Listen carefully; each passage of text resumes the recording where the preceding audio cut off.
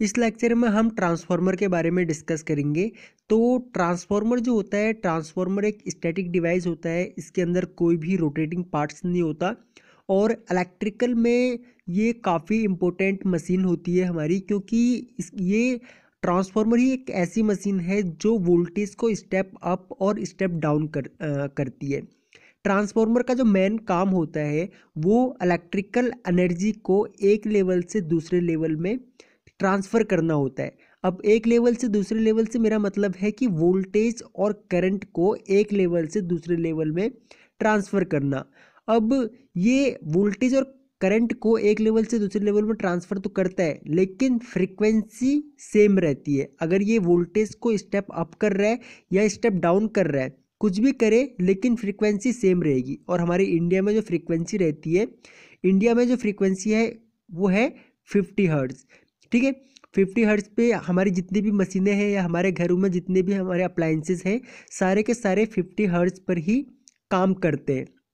ठीक है, तो ये हमारे 50 हर्ट्ज़ पे सारी मशीनें काम करती हैं, लेकिन ट्रांसफार्मर ये वोल्टेज को कम कर देगा, ज़्यादा कर देगा, करंट कम कर देगा, ज़्यादा कर देगा, लेकिन फ्रीक्वेंसी पर इसका कोई भी असर नहीं पड़ता।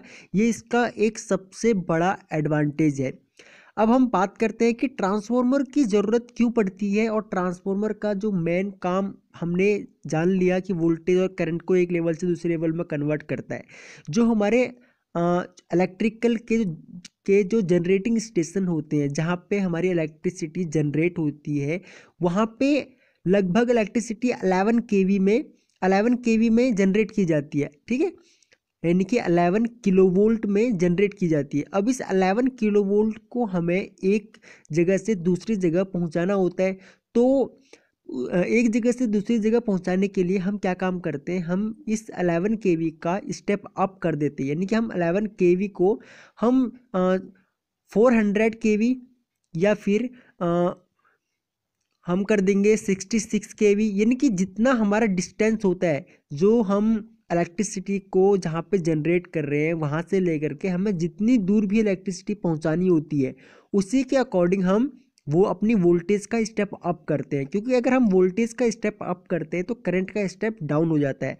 अगर करंट का स्टेप डाउन होगा तो हमारे जो कंडक्टर जो हम यूज़ करते हैं, उन कंडक्टरों में फ़र्क पड़ जाता है। वो हमें कंडक्टर जो है उनकी थिकनेस कम यूज़ करते हैं, जिसकी वजह से हमारा जो है वो कॉस्ट, यानी कि जो कैपिटल कॉस्ट जो होती है वो अ, कम लगती है। तो इसलिए हम वोल्टेज का स्टेप अप करते हैं, और इस वोल्टेज का स्टेप अप करने के लिए हमें ज़रूरत पड़ती है ट्रांसफार्मर्स की। ओके, तो यानी कि ट्रांसफार्मर इतना इम्पोर्टेंट है कि हम ओनली 11 केवी को हम जनरेट कर रहे हैं इलेक्ट्रिसिटी को, और हम इस 11 केवी को 400 किलोवोल्ट में स्टेप अप कर रहे हैं। ये कैसे करते हैं और ये पूरा का पूरा काम किस तरीके से होता है वो हम आगे डिस्कस करेंगे। अब देखिए, ट्रांसफार्मर जो होते हैं ये दो टाइप्स के होते हैं। पहला है स्टेप अप ट्रांसफार्मर, दूसरा है स्टेप डाउन ट्रांसफार्मर। अब इन दोनों के अपने अपने काम हैं, और हम जो नॉर्मली हम जो यूज़ करते हैं वो इन दो ही टाइप्स के ट्रांसफार्मर को हम यूज़ करते हैं। ठीक है, तो अगर हम ट्रांसफार्मर के स्टेप अप और स्टेप डाउन के अगर हम एग्जांपल्स देखना चाहें, तो हमारे घरों में या हमारे पास सभी के पास हमारे पास मोबाइल चार्जर्स मिल जाएंगे। उन मोबाइल चार्जर्स को अगर आप, या फिर अगर आप कोई भी इलेक्ट्रॉनिक्स बोर्ड को किसी को भी अगर आप खोल के देखेंगे, तो उसके अंदर आपको एक छोटा सा ट्रांसफार्मर देखने को मिल जाएगा। वो ट्रांसफार्मर जो होता है वो स्टेप डाउन ट्रांसफार्मर होता है। क्योंकि हमारा जो मोबाइल का जो चार्जर होता है वो हमें आउटपुट में 3.7 वोल्ट के आसपास देता है, जो कि डीसी में होती है। लेकिन हम उसको इनपुट 220 वोल्ट एसी देते है ना, हम उसको इनपुट देते हैं 220 वोल्ट एसी। ठीक है, तो वो 220 वोल्ट एसी को यही ट्रांसफार्मर 5 वोल्ट में चेंज करता है, 5 वोल्ट में कन्वर्ट करता है। लेकिन ये 5 वोल्ट जो होती है वो होती है एसी में, और इसकी फ्रीक्वेंसी भी 50 हर्ट्ज की होती है, और 220 की भी 50 हर्ट्ज की होती है। तो अब ये ट्रांसफार्मर स्टेप डाउन कर देता है 5 वोल्ट में। तो यहाँ पे हम जो यूज़ करते हैं वो ट्रांसफार्मर, वो करते हैं हम स्टेप डाउन ट्रांसफार्मर। तो अब ये स्टेप डाउन ट्रांसफार्मर जो है, ये अब देखिए, स्टेप अप ट्रांसफार्मर और step down transformer. Step up transformer वो होता है जो कि लो वोल्टेज को हाई वोल्टेज में कन्वर्ट करता है, यानी कि जो हमारी लो वोल्टेज है, अगर हम सेम यहीं पे 5 वोल्ट, जो यहाँ पे हम 5 वोल्ट यूज कर रहे हैं, ठीक है, जो इस ट्रांसफार्मर ने 5 वोल्ट में इसको स्टेप डाउन किया, सेम इसी तरीके से अगर हम इस ट्रांसफार्मर को इनपुट में अगर 5 वोल्ट देते और ये हमको आउटपुट में देता 220 वोल्ट, तो क्या होता, ये ट्रांसफार्मर स्टेप अप ट्रांसफार्मर होता। क्योंकि ये ट्रांसफार्मर यहाँ पे क्या काम कर रहा है, इनपुट में तो 5 वोल्ट ले रहा है लेकिन आउटपुट में हमको 220 वोल्ट दे रहा है। सेम इसी तरीके से अगर हम इस ट्रांसफार्मर को 220 वोल्ट इनपुट में देते हैं तो और हमें ये आउटपुट में 5 वोल्ट देता है, तो ये होगा स्टेप डाउन ट्रांसफार्मर। ठीक है, तो ये दो टाइप्स के ट्रांसफार्मर होते हैं, स्टेप अप ट्रांसफार्मर और स्टेप डाउन ट्रांसफार्मर। अब हर जगह जितने भी जगह आपको ट्रांसफार्मर देखने को मिलेंगे वो सभी दो टाइप्स के ही ट्रांसफार्मर होंगे। और अगर आप स्टेप अप ट्रांसफार्मर का अगर आप एग्जांपल लेना चाहते हैं तो मैंने जैसे कि आपको बता ही दिया कि जो जितने भी जनरेटिंग स्टेशंस होते हैं वहाँ पे हम स्टेप अप ट्रांसफार्मर यूज करते हैं। और जो हमारे घरों के आसपास अगर आपको देखें आप, तो आपके घरों के आसपास एक मतलब कि कोई ना कोई ट्रांसफार्मर जरूर लगा होगा जहाँ से आपके घर पे इलेक्ट्रिसिटी आ रही है। तो उस ट्रांसफार्मर जो वो ट्रांसफार्मर होता है वो ट्रांसफार्मर भी स्टेप डाउन ट्रांसफार्मर होता है, क्योंकि उस ट्रांसफार्मर को इनपुट में 11 केवी दी जाती है। ठीक है, और 11 केवी देने के बाद वो ट्रांसफार्मर हमको आउटपुट में देता है 220 वोल्ट और 3 फेज में उसमें रहता है लगभग 440 वोल्ट।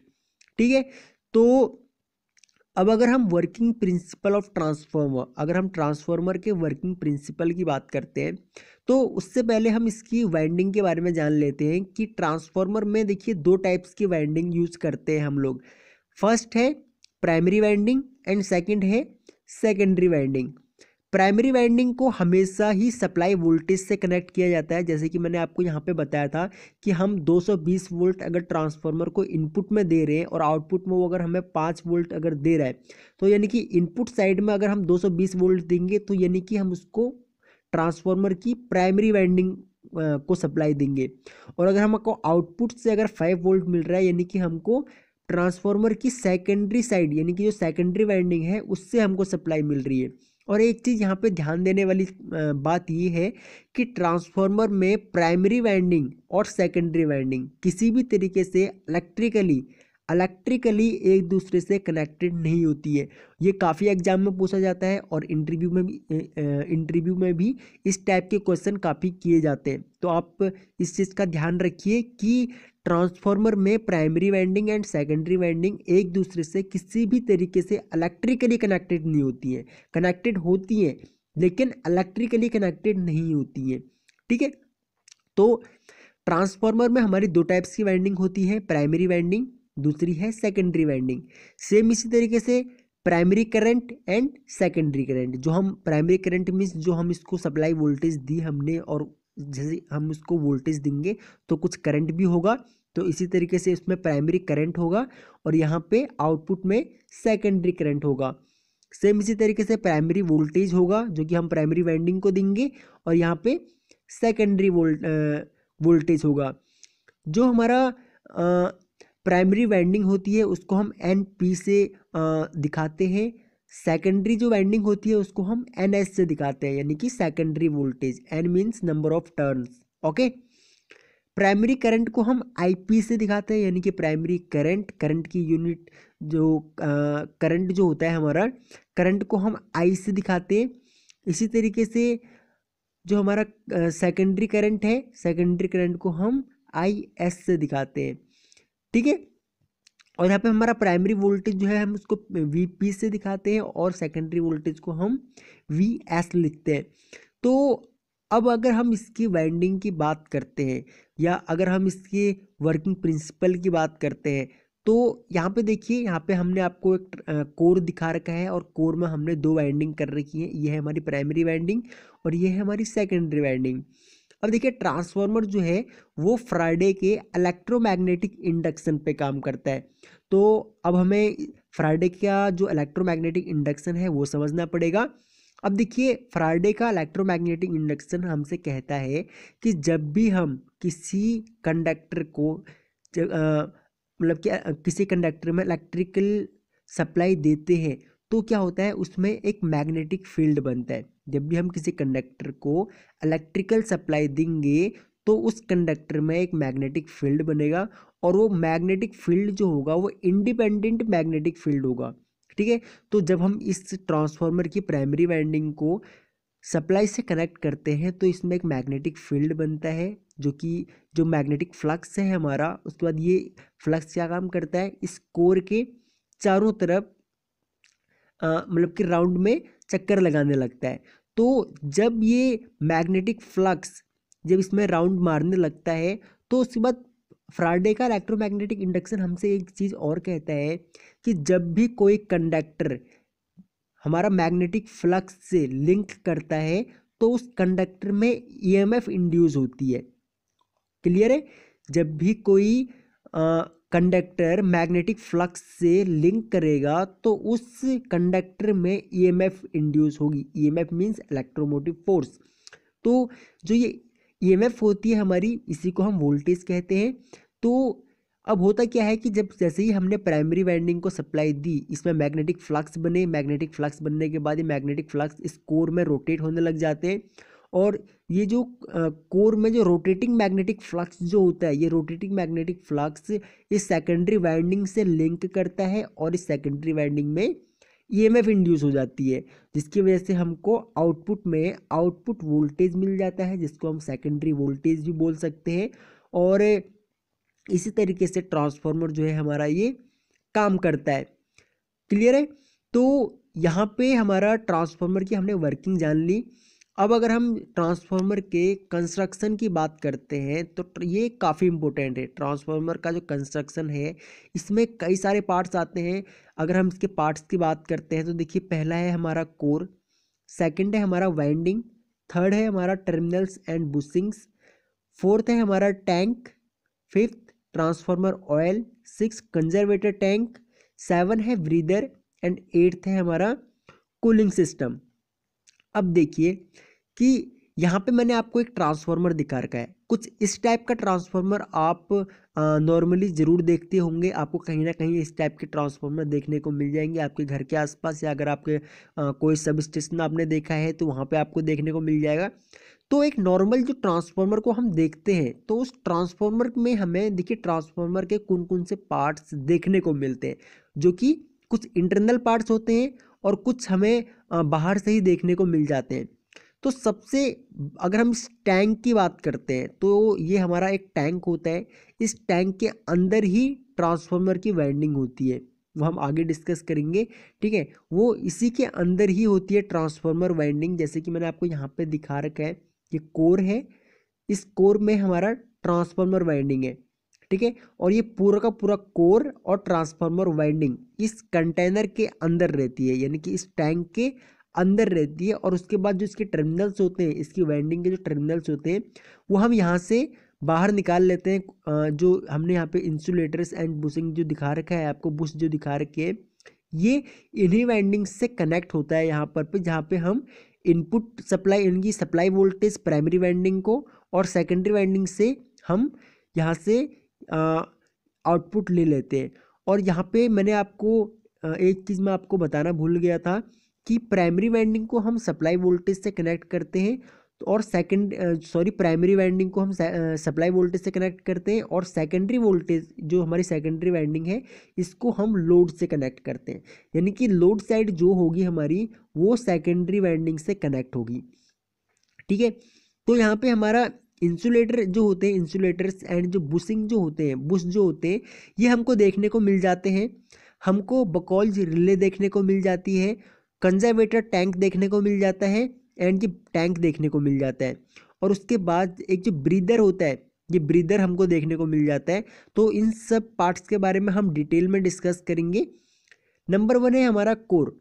देखिए, कोर जो होता है ये मतलब कि सिलिकॉन स्टील के बने हुए रहते हैं, सिलिकॉन स्टील की बने हुए रहते हैं। और जो ये आपको यहाँ पे देखिए एक कोर दिख रहा है, ये एक सिर्फ मतलब कि सिर्फ एक कोर नहीं होता है, ये काफ़ी सारे 0.5 mm या फिर 0.10 mm।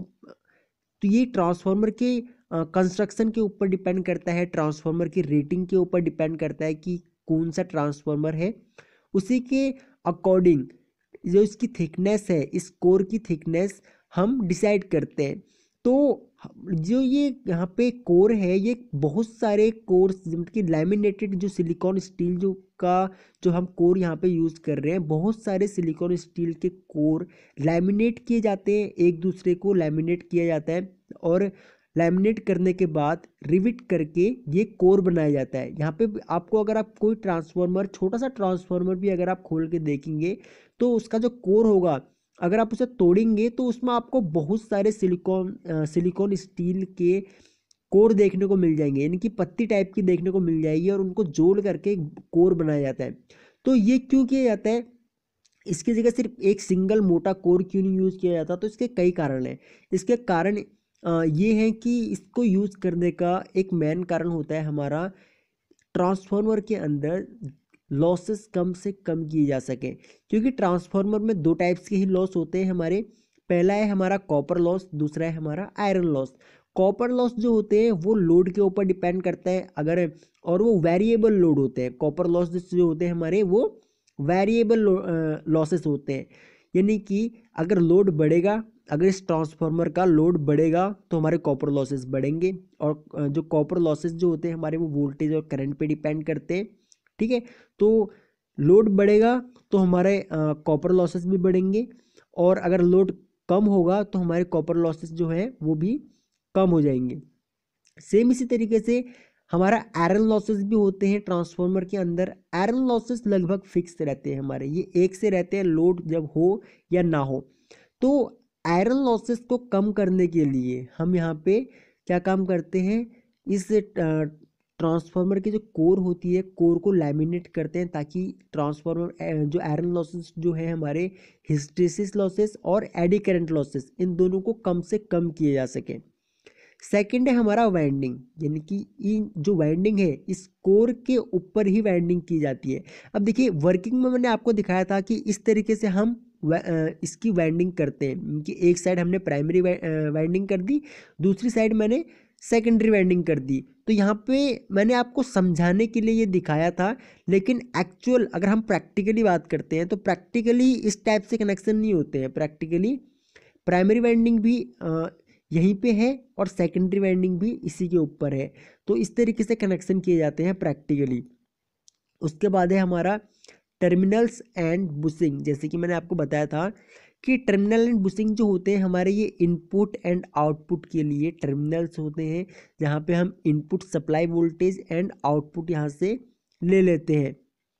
फोर्थ है हमारा टैंक। अब ये पूरा का पूरा जो टैंक है, ये इस टैंक के अंदर क्या होगा, ट्रांसफार्मर कोर और ट्रांसफार्मर वाइंडिंग, ये दोनों चीज़ इस ट्रांसफार्मर टैंक के अंदर रहती है।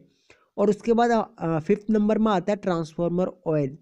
ट्रांसफार्मर ऑयल काफ़ी इम्पोर्टेंट है, क्योंकि ट्रांसफार्मर जो है ये, इसका प्राइस बहुत ज़्यादा रहता है, तो इसलिए इसका प्रोटेक्शन का खास ध्यान रखना पड़ता है।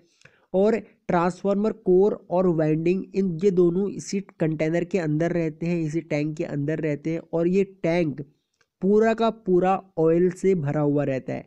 ये ऑयल होता है हमारा ट्रांसफार्मर ऑयल, और इसकी जो इंसुलेशन की जो मतलब कि कैपेसिटी होती है वो काफ़ी अच्छी होती है। ये एक इंसुलेटिंग ऑयल होता है जो कि ट्रांसफार्मर की वाइंडिंग को इंसुलेशन प्रोवाइड करवाता है। और इसकी खासियत ये है कि अगर ट्रांसफार्मर में किसी भी तरीके का अगर कोई ट्रांसफार्मर लोड पड़ने पे ट्रांसफार्मर क्या होता है, इसकी जो कोर है और वाइंडिंग है, ये हीट होने लग जाता है। इसके अंदर मतलब कि हीट होगा, यानी कि जो लॉसेस, जो आयरन लॉसेस मैंने आपको बताए थे, हिस्टेरिसिस लॉसेस और एडी करंट लॉसेस, इसकी वजह से ट्रांसफार्मर का कोर और वाइंडिंग हीट होने लग जाते हैं।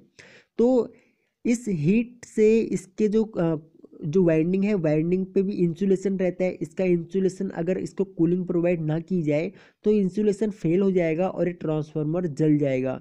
तो इसको कूलिंग प्रोवाइड करवाने के लिए हम ट्रांसफार्मर ऑयल को यूज़ करते हैं।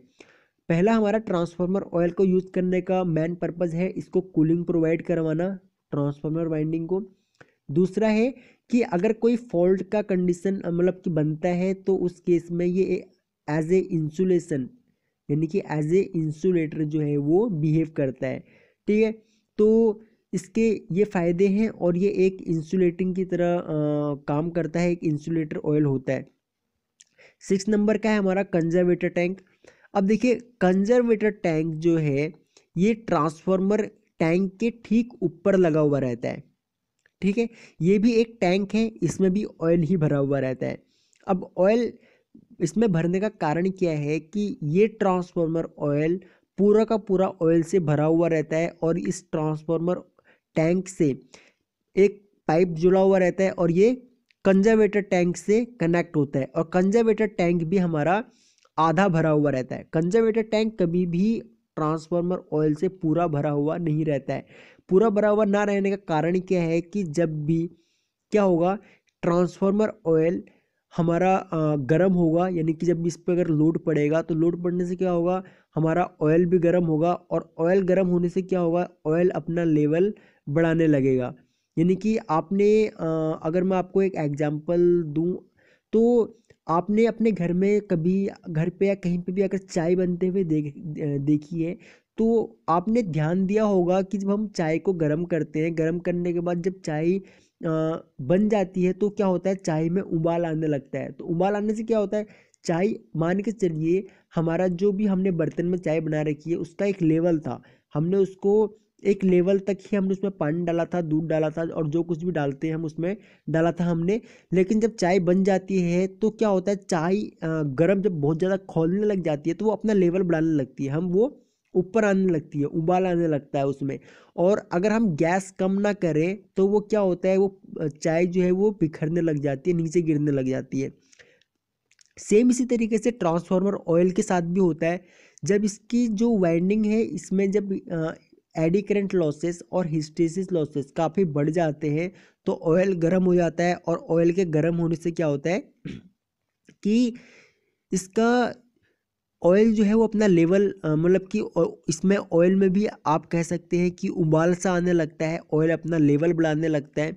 तो सेम इसी तरीके से यहाँ पे कंजर्वेटर टैंक आधा भरा हुआ रहता है हमारा, ये इसमें गैप इसीलिए दिया जाता है कि इसको आधा मतलब नहीं भरा जाता। इसका मेन कारण यही होता है कि अगर हमारा जो ऑयल है वो अगर गर्म होने लगे तो वो ऑयल बाहर ना गिरे, वो बाहर गिरेगा तो उसका ट्रांसफार्मर ऑयल भी काफ़ी कॉस्टली होता है, काफ़ी महंगा आता है ये, तो इसलिए ये बेकार ना जाए। इसलिए क्या होता है कि ट्रांसफार्मर ऑयल जिस टाइम पीक आवर्स चलते हैं, जिस टाइम पे लोड ज़्यादा रहता है, क्योंकि लोड कभी एक समान नहीं रहता ट्रांसफार्मर पे, सुबह के टाइम कुछ और लोड होगा, दिन के टाइम पे कुछ और होगा और रात के टाइम कुछ और होगा। ज़्यादातर देखा जाता है कि रात के टाइम जो लोड होता है वो पीक में होता है, यानी कि सबसे ज़्यादा लोड हमारा रात के टाइम ही रहता है। यानी कि रात के टाइम मीन्स हमारा 8 से 10 बजे के आसपास पीक में लोड रहता है। तो इस टाइम पे क्या होगा, तो जब ऑयल अपना लेवल बढ़ाने लगता है तो यहाँ पे अगर हमने यहाँ पे आधा इसको भरा हुआ है तो वो अपना लेवल बढ़ाने लगेगा। और लेवल ऐसे नहीं होता है कि एकदम से बढ़ जाता है, ऐसा नहीं, धीरे धीरे लोड ये अपना लेवल बढ़ाने लगता है। और जब तक हमारा लोड जो है वो कम हो जाता है तो ट्रांसफार्मर ऑयल भी ठंडा होने लगता है, तो वो दोबारा से अपनी जगह पे आ जाता है। ठीक है, तो ये है कंजर्वेटर टैंक और ये काफ़ी इंपॉर्टेंट होता है। उसके बाद एक मेन चीज़ जो है, यानी कि मेन चीज़ कह लीजिए या फिर ट्रांसफार्मर की सेफ्टी कह लीजिए, वो है हमारा कंजर्वेटर टैंक और ट्रांसफार्मर का मेन टैंक के बीच में लगा हुआ रहता है बकौल्स रिले। ये एक रिले होती है, ये काम किस तरीके से करती है, देखिए ये कंजर्वेटर टैंक और मेन टैंक के बीच में लगे हुए होने का इसका मेन कारण ये है कि जब भी ऑयल हमारा ट्रांसफार्मर ऑयल कंजर्वेटर टैंक की तरफ जब बढ़ेगा तो इसमें क्या होगा कि ये जो ऑयल है वो बकौल रिले से होता हुआ जाएगा। और अगर ये ऑयल तेजी से कंजर्वेटर टैंक की तरफ जाएगा तो इसमें एक प्लंजर लगा हुआ रहता है। जब तेजी से ये ऑयल कंजर्वेटर टैंक की तरफ जाएगा तो वो ऑयल उस प्लंजर को पुश करेगा और यहाँ पे एक स्विच रहता है, वो स्विच हमारा इसी बकौल जिले के अंदर स्विच रहता है, वो स्विच हमारा ऑपरेट हो जाएगा, वो स्विच हमारा ऑन हो जाएगा। और तो इस ऑन होने से हम इससे कई सारी चीज़ें कनेक्ट कर सकते हैं, हम इससे अलार्म सर्किट कनेक्ट कर सकते हैं जिससे कि हमारा अलार्म बज जाए, जिससे जो ऑपरेटर्स जो है, जो इसकी मतलब कि मेंटेनेंस या फिर जो इसके देख रेख के लिए हमने लोग रखे हुए हैं उनको पता लग जाए, क्योंकि हर समय ट्रांसफार्मर के पास नहीं रहा जा सकता, तो इसलिए कुछ सेफ्टी यूज की जाती है। तो ये जो स्विच है वो ऑपरेट हो जाएगा और अलार्म बज जाएगा। या फिर ये भी किया जा सकता है कि इस स्विच से जो इस ट्रांसफार्मर को सप्लाई दी जाती है वो इससे पहले कोई ना कोई सर्किट ब्रेकर जरूर लगाया जाता है। वो सर्किट ब्रेकर हमारा एसी भी हो सकता है, ओसी भी हो सकता है। ज़्यादातर ओसी भी यूज किए जाते हैं और SF6 यूज किए जाते हैं, ये सर्किट ब्रेकर्स हैं। तो उस सर्किट ब्रेकर मतलब कि उस सर्किट ब्रेकर को ऑपरेट करने के लिए यहाँ से जो बकौल रिले है, इस बकौल रिले से कनेक्शन दिए जाते हैं कि जब भी अगर ये स्विच ऑपरेट हो तो वो जो सर्किट ब्रेकर है वो ऑफ हो जाए।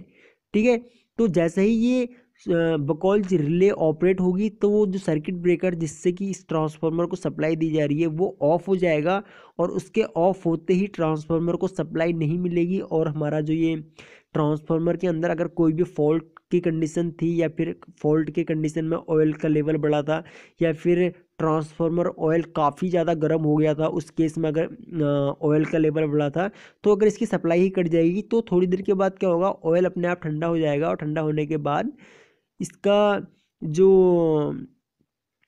ऑपरेटर्स जो है, जो इसको मेंटेनेंस करने वाले हैं, वो इसको देख लेंगे और इसका जो फॉल्ट है वो दूर कर देंगे, यानी कि ट्रांसफार्मर में किसी भी तरीके का जो बड़ा डैमेज होने से बच जाएगा।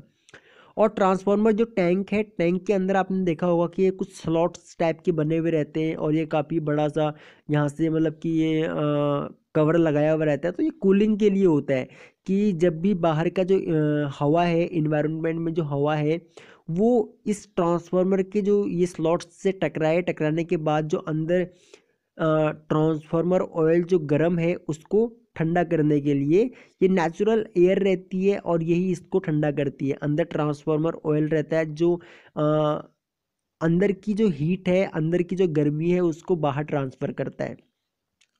उसके बाद है हमारा ब्रीदर।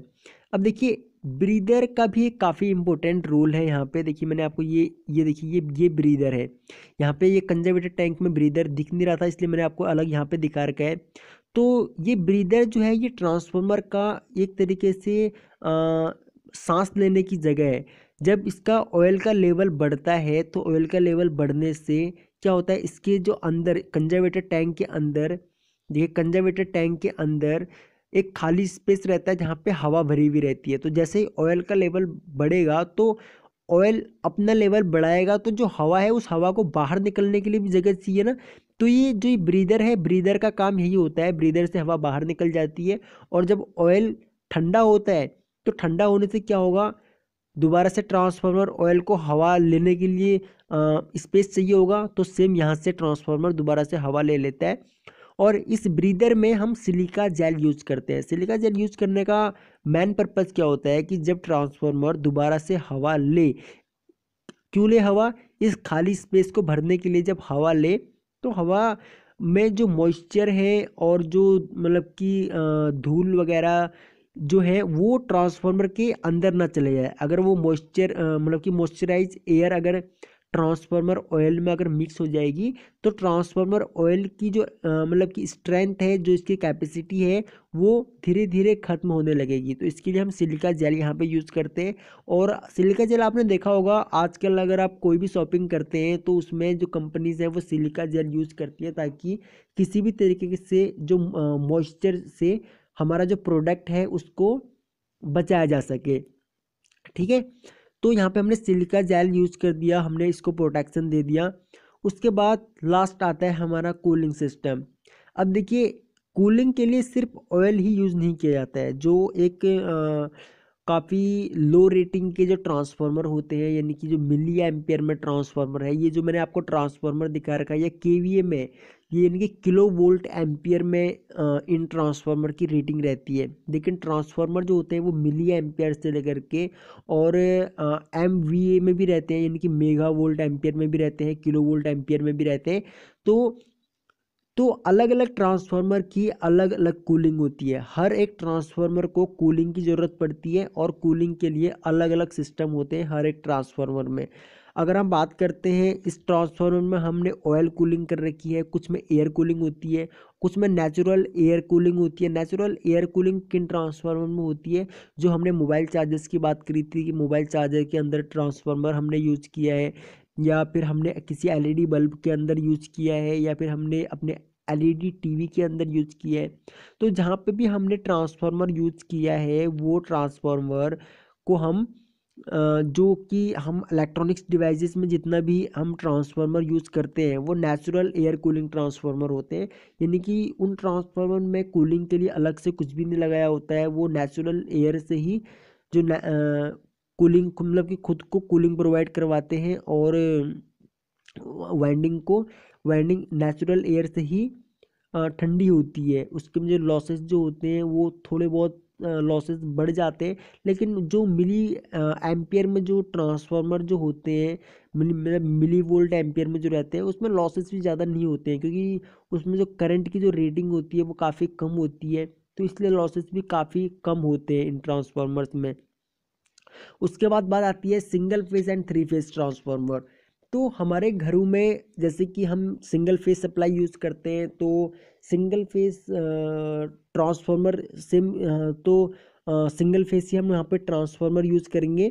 सेम इसी तरीके से अगर हम इंडस्ट्री की बात करते हैं, या फिर जो हमारे घर के आसपास जो हमने आपको बताया था ट्रांसफार्मर जो हम यूज़ करते हैं, वहाँ पे थ्री फेज के ट्रांसफार्मर यूज़ किए जाते हैं। तो ट्रांसफार्मर सिंगल फेस और थ्री फेस दोनों में होते हैं। सिंगल फेस की और थ्री फेस की वर्किंग में किसी भी तरीके का कोई भी बदलाव नहीं होता है। जो वर्किंग सिंगल फेस की है वही वर्किंग थ्री फेस की भी होती है। सिर्फ क्या होता है कि सिंगल फेस में सिंगल वाइंडिंग होती है, यानी कि प्राइमरी वाइंडिंग जो होगी वो सिंगल होगी और सेकेंडरी वाइंडिंग भी सिंगल होगी। लेकिन थ्री फेस सिस्टम में क्या होता है, थ्री फेज ट्रांसफार्मर में क्या होता है, जो वाइंडिंग होती है वो प्राइमरी वाइंडिंग भी थ्री कोयल होंगी। यानी कि यहाँ पे देखिए, यहाँ पे सिर्फ एक वाइंडिंग है प्राइमरी और सेकेंडरी में, लेकिन अगर थ्री फेज का ट्रांसफार्मर होगा तो प्राइमरी वाइंडिंग भी तीन होंगी और सेकेंडरी वाइंडिंग भी तीन होंगी। ये क्यों होंगी? क्योंकि जो थ्री फेज सिस्टम जो होता है उसमें हमारा आर वाई एंड बी तीन फेज होते हैं, तो तीनों फेज हमें प्राइमरी में वाइंड करने पड़ेंगे। सेम सेकेंडरी में भी हमें तीन कॉइल जो है वो वाइंड करने पड़ेंगे। तो इस तरीके से थ्री फेज ट्रांसफार्मर जो होता है इसमें इसमें भी हमें तीन कॉइल वाइंडिंग करने पड़ते हैं ट्रांसफार्मर कॉइल में। अब जो थ्री फेज ट्रांसफार्मर होता है इसमें कुछ कनेक्शन किए जाते हैं। कनेक्शन करने के भी कुछ तरीके होते हैं इसमें। तो इसमें दो टाइप से कनेक्शन किए जाते हैं। पहला है हमारा स्टार वाइंडिंग, दूसरा है हमारा डेल्टा वाइंडिंग। अब देखिए, कुछ ट्रांसफार्मर में स्टार डेल्टा में कनेक्शन किए जाते हैं, कुछ में डेल्टा स्टार में कनेक्शन किए जाते हैं, डेल्टा स्टार में किए जाते हैं, कुछ में स्टार स्टार में किए जाते हैं, और कुछ में डेल्टा डेल्टा में कनेक्शन किए जाते हैं।